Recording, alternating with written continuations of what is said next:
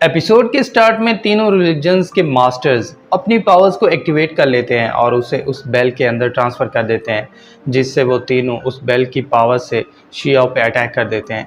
क्योंकि उस बेल का अटैक बहुत पावरफुल है, इसलिए ये देख के शियाओ को उस बेल के अटैक को हैंडल करने में काफ़ी दिक्कत होने लगती है। तब भी प्रिंस शीगो उसे बताता है कि आपने स्टोन किंगडम के लिए बहुत कुछ किया, इवन अपनी जान भी जोखिम में डाल दी, इसलिए अब इस कंट्री को हमारे हवाले कर दें, हम अपनी जान दे के भी इसकी रक्षा करेंगे। ये सुनते ही शियाओ गुस्सा हो जाता है और उन्हें बताता है कि जब मैं एम्परर की गद्दी पे बैठा था तो मैंने कसम खाई थी कि चाहे जो हो जाए मैं स्टोन किंगडम की अपने बहन भाई और अपने माता पिता की तरह रक्षा करूँगा और किसी को भी इस किंगडम को नुकसान नहीं पहुंचाने दूंगा। ये कहते ही शियाओ अपनी पावर्स को और ज़्यादा इंक्रीज कर लेता है और उससे उस बेल के अटैक को डिस्ट्रॉय कर देता है। ये देख के ले बाओ गुस्सा हो जाता है और अपनी पावर से शियाओ पे अटैक करने लगता है।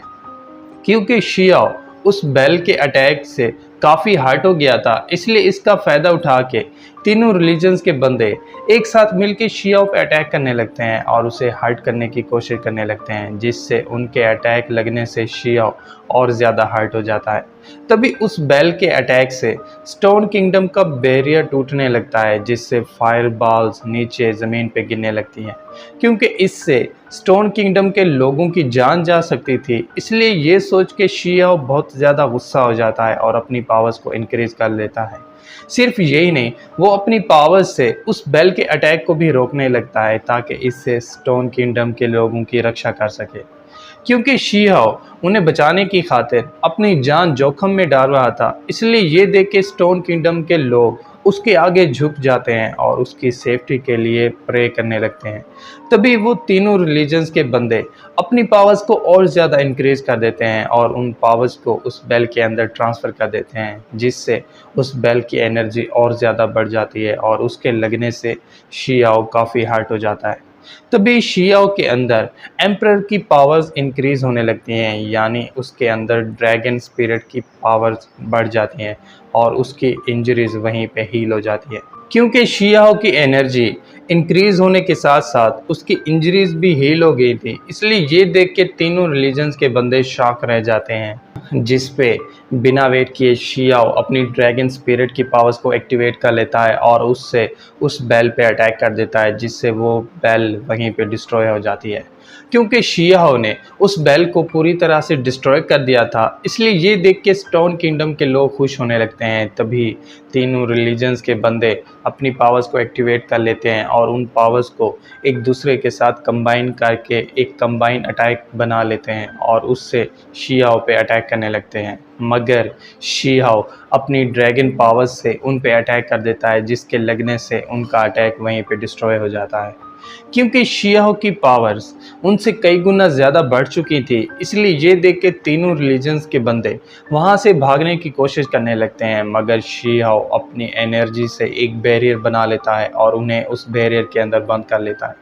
ये देख के ली बाओ गुस्सा हो जाता है और अपनी पावर्स से अपनी बुद्धा फार्म को एक्टिवेट कर लेता है, जिस पे बिना वेट किए ली बाओ अपनी बुद्धा फार्म से शियाओ पे अटैक करने लगता है। मगर शियाओ अपनी फीनिक्स फार्म से उस पे अटैक कर देता है, जिससे उसका अटैक उस बुद्धा के सीने के पार चला जाता है।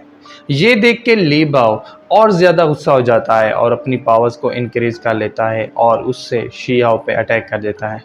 क्योंकि ली बाओ का ये अटैक बहुत पावरफुल है, इसलिए ये देख के शियाओ अपने डिवाइन स्पेयर को बाहर निकाल लेता है और उससे ली बाओ पे अटैक कर देता है, जिससे उसकी बुद्धा फार्म के दो टुकड़े हो जाते हैं, यानी ली बाओ की वहीं पे डेथ हो जाती है। क्योंकि शियाओ ने ली बाओ को मार डाला था, इसलिए ये देख के तीनों रिलीजन्स की दूसरी साथी यानी शा लू अपनी पावर से शियाओ पे अटैक करने लगती है। मगर शियाओ अपने डिवाइन स्पेयर से उस पर भी अटैक कर देता है, जिससे शियाओ का डिवाइन स्पेयर उसके सीने के पार चला जाता है, यानी इस अटैक से शा लू की भी डेथ हो जाती है। क्योंकि शियाओ ने उन दोनों को मार डाला था, इसलिए बिना वेट किए वो तीसरे और आखिरी बंदे के पास चला जाता है और उसे भी अपने स्पेयर से मारने ही वाला होता है। तभी वो बंदा शियाओ को बताता है कि तुम्हारे पेरेंट्स इस वक्त पू लाओ माउंटेन पे हैं। ये सुनते ही शियाओ शॉक रह जाता है और फिर उससे पूछता है कि अगर मेरे पेरेंट्स बुलाओ माउंटेन पे हैं तो वो आज तक मुझसे मिलने क्यों नहीं आए? कहीं बुलाओ माउंटेन के लोगों ने उन्हें कैद तो नहीं कर रखा? ये सुनते ही वो बंदा उसे बताता है कि तुम्हारे पेरेंट्स को किसी ने कैद नहीं किया, क्योंकि वो दोनों बहुत पावरफुल हैं, इसलिए उन्हें अपर वर्ल्ड में जाने के लिए चुना गया है और इसी वजह से वो वहाँ पे हैं। ये सुनते ही शियाओ अपसेट हो जाता है और फिर उस बंदे को कहता है कि फ़ौरन मेरे माता-पिता के पास जाओ और उन्हें बताओ कि उनका बेटा शियाओ बहुत जल्द उनसे मिलने आ रहा है। और इसके साथ ही पार्ट 1 यहीं पे एंड हो जाता है।